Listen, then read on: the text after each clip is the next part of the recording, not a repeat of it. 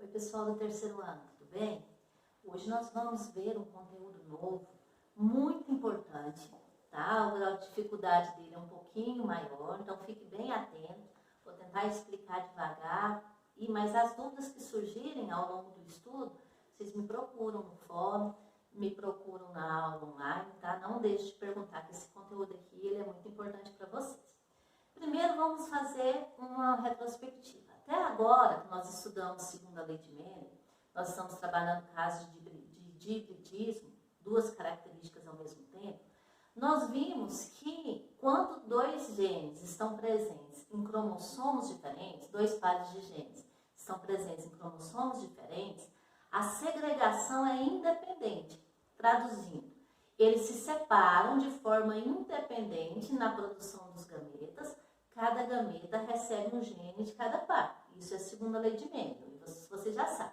E a proporção desses gametas formados é igual, 25% de cada tipo.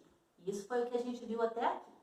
Mas imagine só, nós, seres humanos, nós temos 46 cromossomos, 23 pares. Nós temos infinitamente uma maior quantidade de genes. Então, o que a gente deduz? Que os genes, eles estão presentes também nos mesmos cromossomos. Do mesmo jeito que nós temos pares de genes presentes em cromossomos diferentes, existem genes que estão presentes no mesmo cromossomo.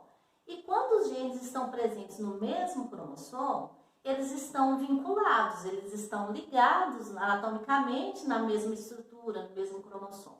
Nesses casos, quando os genes estão no mesmo cromossomo, eles não seguem a regra da segregação independente.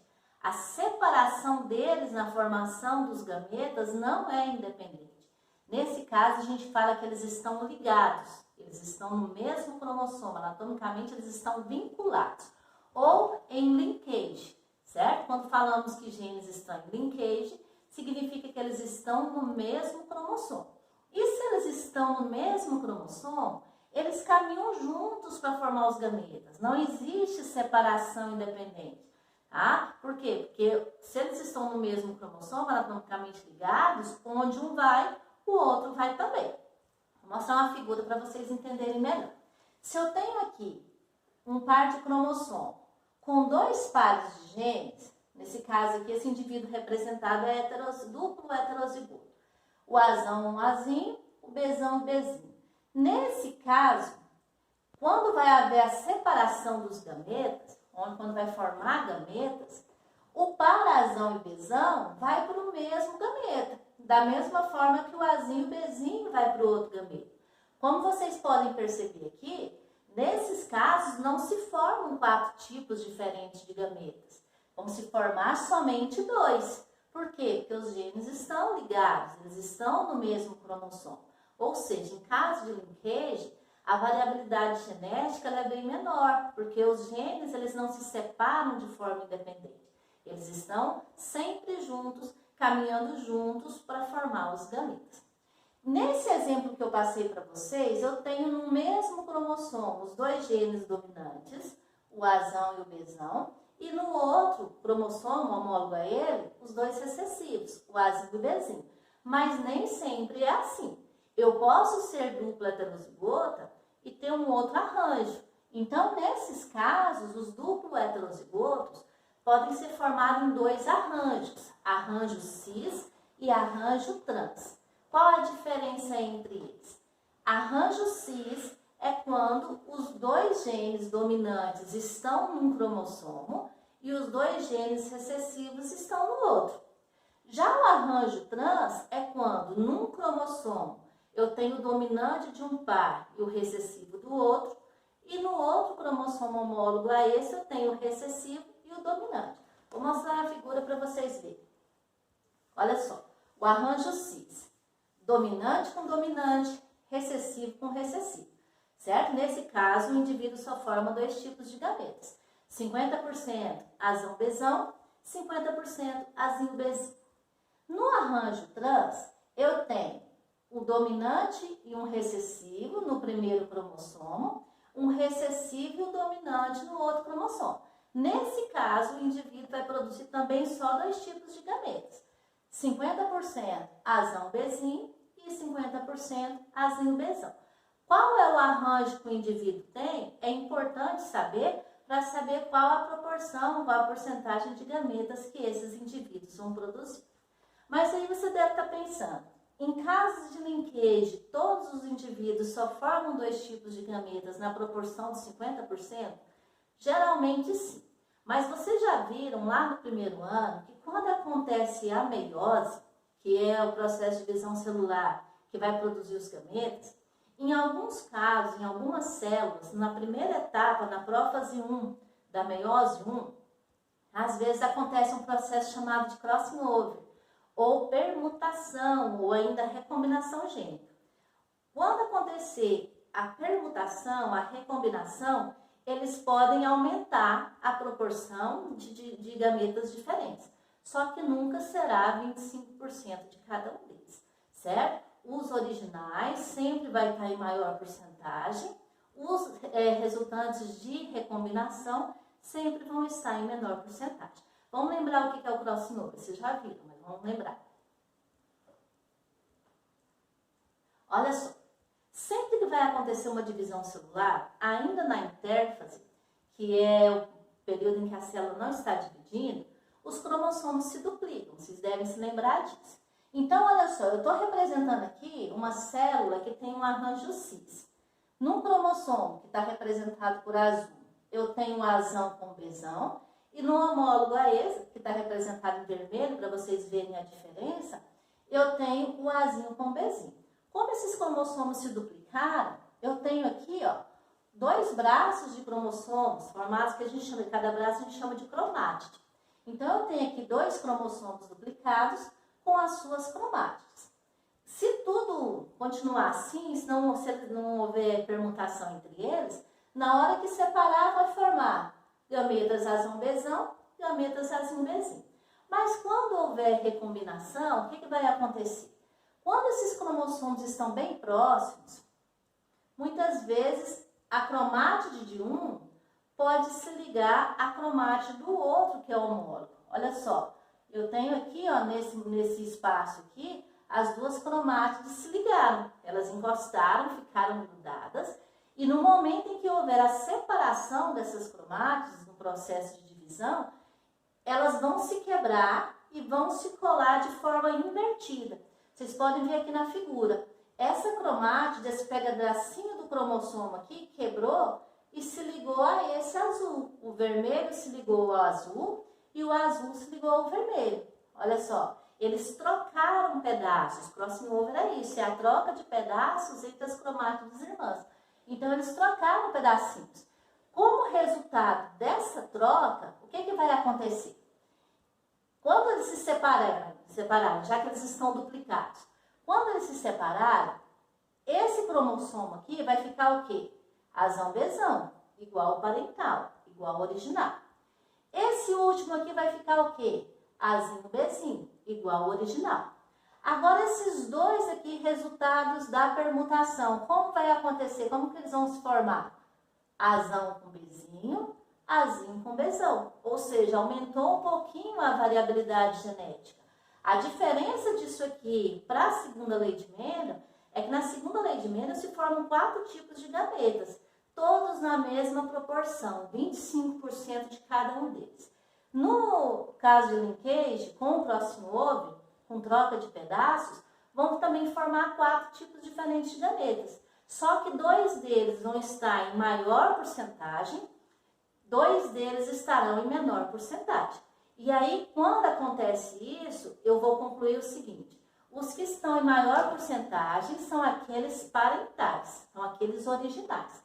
Os que estão em menor porcentagem são os resultantes de recombinação, de permutação, certo? Sempre é assim. E aí, para saber se o indivíduo duplo heterozigoto, ele é resultado de segregação independente ou de linkage com permutação, o que um cientista deve fazer? Ele tem que fazer um cruzamento teste. Pega o indivíduo duplo heterozigoto e cruza com um todo recessivo. Por quê? Vamos ver aqui na figura para ficar mais fácil para você entender.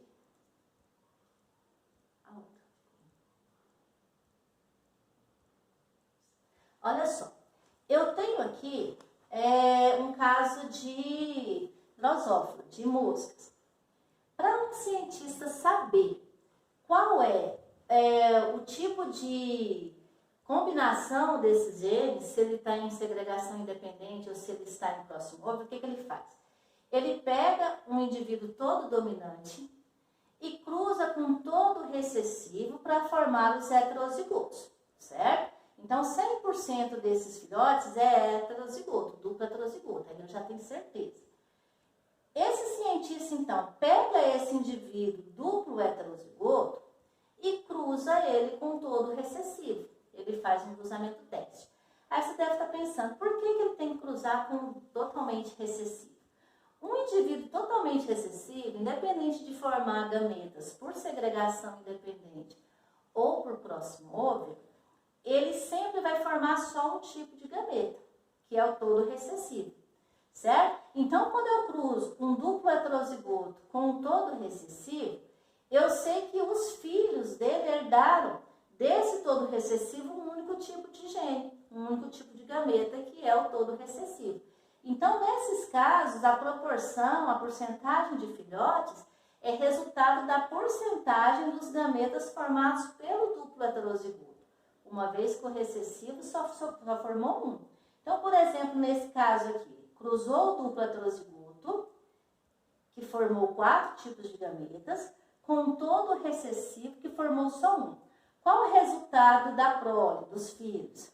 41,5% duplo heterozigoto, 8,5% heterozigoto para a primeira característica, homozigoto recessivo para a segunda, 8,5% homozigoto recessivo para o primeiro, heterozigoto para o segundo, e 41,5% de todo recessivo. Conclusão: se esses genes estivessem em cromossomos diferentes, o resultado final seriam 4 tipos diferentes de indivíduos, na proporção 25% cada. Como nesse caso aqui, formou 4 tipos de indivíduos em proporções muito diferentes, a conclusão é que esses 2 genes, eles estão no mesmo cromossomo. E aí, o que eu tenho? Eu tenho aqui a porcentagem dos indivíduos gerados, significa então que essa porcentagem é a porcentagem dos gametas formados por esse indivíduo. Em cada descendente aqui, eu excluo o gameta todo recessivo, eu tiro o Pzinho, Vzinho, vai sobrar o quê? Pzão, Vzão, que é esse gameta. Então, a proporção, a porcentagem de Pzão, Vzão foi quanto? 41,5. E assim sucessivamente. 8,5 é resultante do gameta Pzão, Vzinho. 8,5 Pzinho, Vzão, 41,5% Pzinho, Vzinho. Conclusão para isso aí. Eles estão em linkage, fizeram recombinação. Quais os gametas originais? Pzão, Vzão, Pzinho, Vzinho. Se ele tem dominante com dominante num cromossomo, recessivo com recessivo no outro cromossomo, significa que o arranjo original é o arranjo cis, certo? E qual é a porcentagem dos recombinantes? 8,5 de um tipo, 8,5 de outro tipo.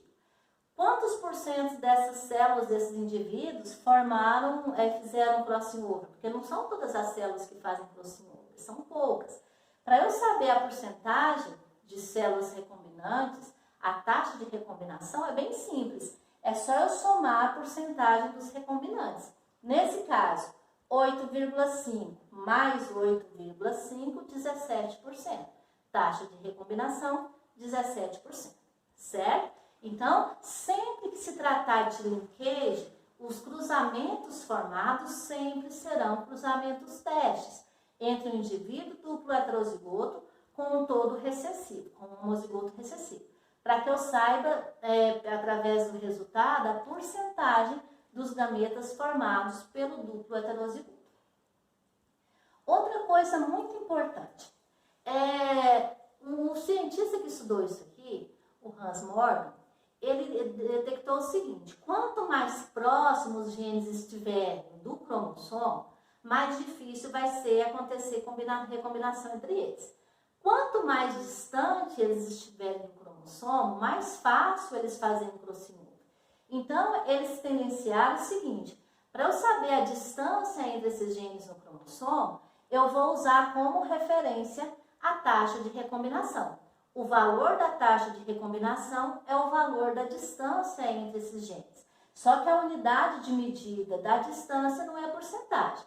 A unidade de medida da distância é dada em UR, unidades de recombinação, ou morganídeos, que é um termo, fantasia, usado em homenagem ao cientista que estudou isso aqui, certo? Então, quando perguntar a distância entre os genes do cromossomo, você calcula a taxa de recombinação entre eles. Taxa de recombinação é a soma entre os gametas recombinantes. O valor da taxa de recombinação é o mesmo valor da distância entre eles. Por exemplo, no exemplo que eu passei agora, como a taxa de recombinação era de 17%, significa que esses genes estão distantes no cromossomo 17UR ou 17 morganídeos.